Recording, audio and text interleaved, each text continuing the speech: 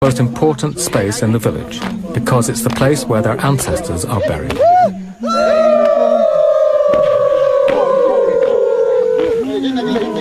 The men have oiled up their bodies in preparation for an assault by the women, and it's Chief Eritana who calls the women to the men's hut.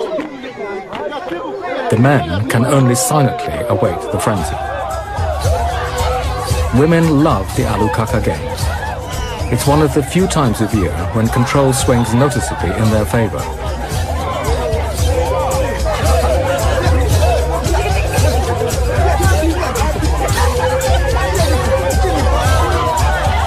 At the front is ᴛᴇᴜ, the wrestling champion, and the line stretches back to the youngest and weakest.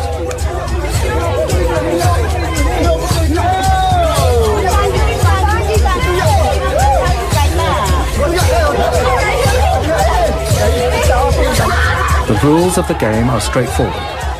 The women must break the line and tear the young warriors off, one man at a time.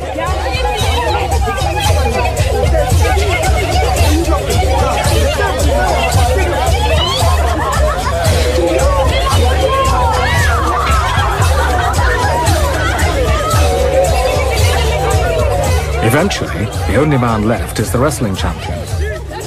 The game ends when the women tear him away from the pole.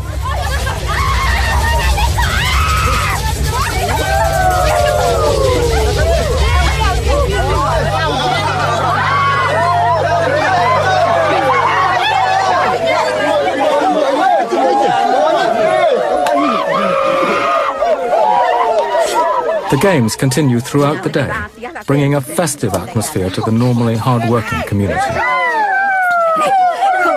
Around 200 people live in the village at any one time. Cultural events, such as the Peki festival, bring the community together. Everyone takes great pride to wear their traditional clothes and adornments.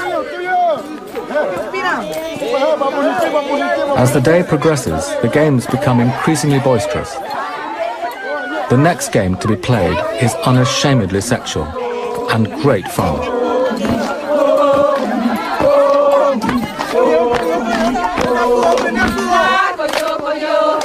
It's a game where genders are reversed. The women pretend to be men, who gang together to answer the taunts of their opposites. Pretending to be women, the men are pounced on by the other sex.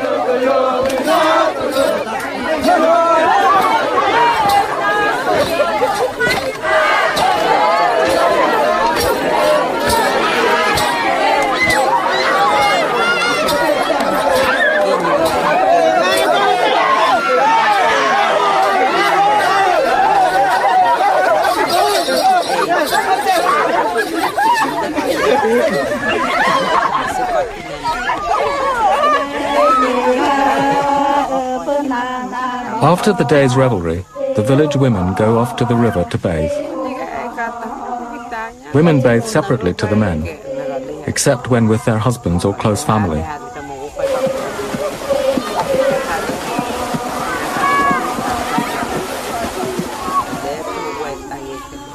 Now that the games are over, the village has quietened down. But an unexpected event has brought the Yawalapichi leaders to the men's hut. Chief Eritana has been informed by the shaman that tonight there'll be a lunar eclipse. For Shingu peoples, an eclipse is a sacred event. If it does indeed take place, this will mean postponing the Peki festival. The news will dramatically transform events in the village.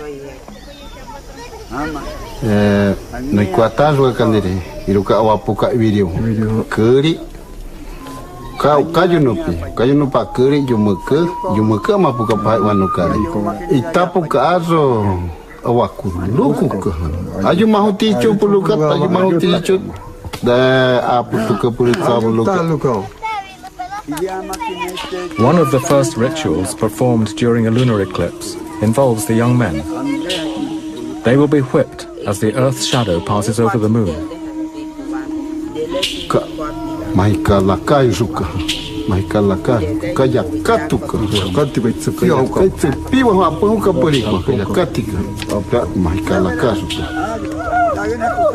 After the meeting, the men head for a small river on the other side of the village to bathe.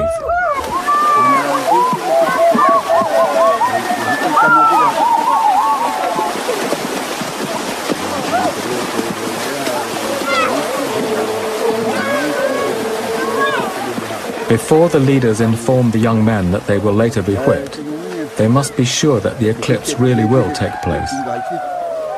Traditionally, it's the shaman who predicts an eclipse, and a shaman has more than one way of knowing.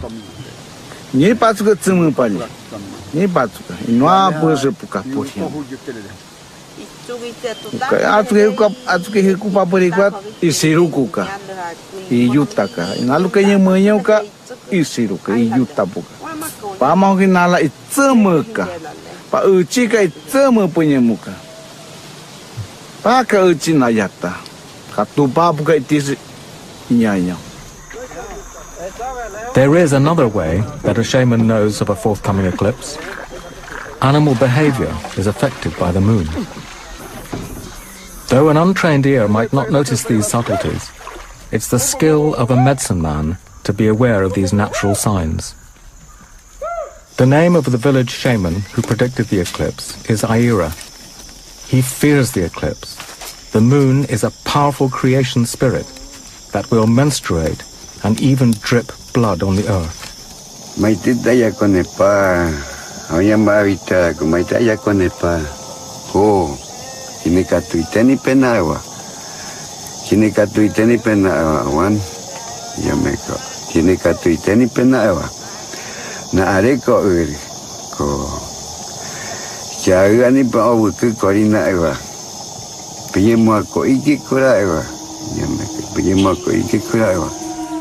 If an eclipse does indeed take place tonight, the ybᴇᴜ believe that supernatural spirits will descend on their village.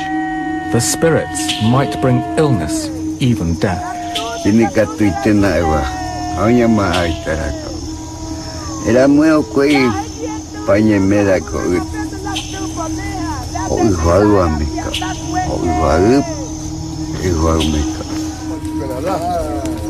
Shortly before midnight, the eclipse begins. Chief Aritana has already called the young men to the men's hut for the rituals to begin.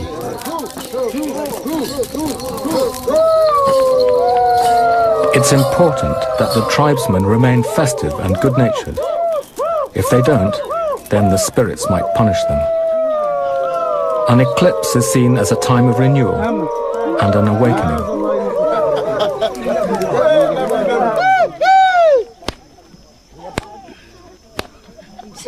As part of this awakening, they begin beating young men in front of the invisible spirits.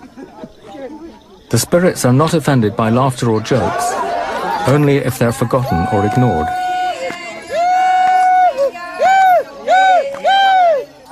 The whipping is considered to make the young warriors more courageous. They rid themselves of old fears by running off into the dark.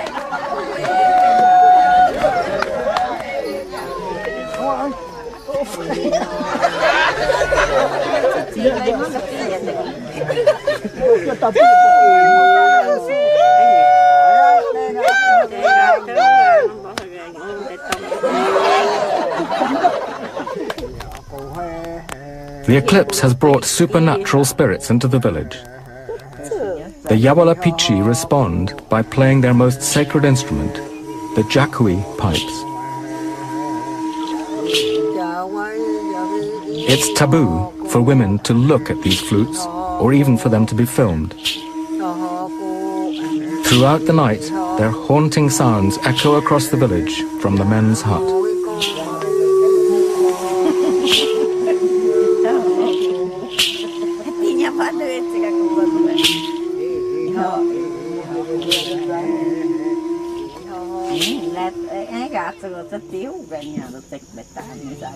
It's the first morning after the eclipse, and the cycle of ceremonies continues. A group of musicians awaken the village with their flutes.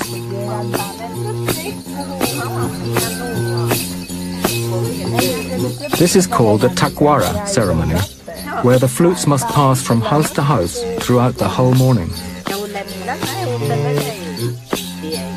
Inside the long houses, young women are being painted up to join the procession. Both mother and daughter want to please the spirits of the eclipse and show them the effort they've made to enchant them.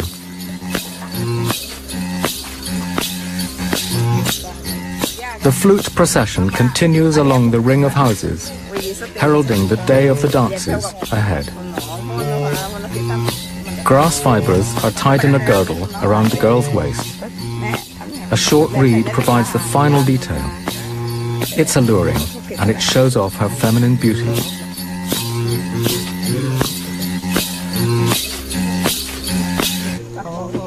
As the flute procession grows, the musicians pick up the adorned women as they move from one house to the next.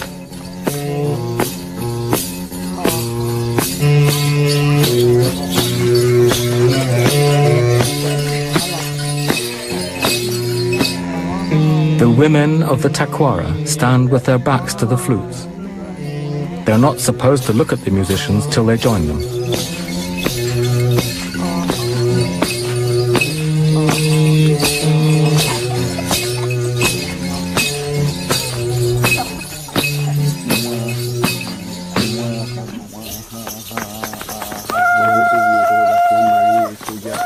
The next dance in the cycle of ceremonies is the tapanawarana. As with all the dances, it's being held to demonstrate to the eclipse spirits that they've not been forgotten. This is, in fact, a rehearsal, since the Yawalapichi practice all their dances, often for many days at a time. By late afternoon, it's in full swing. The drummer and singer keep time, which the dancers follow with their steps. If the rhythm speeds up, the dancers respond by speeding up as well. The women hold on to the men to keep time.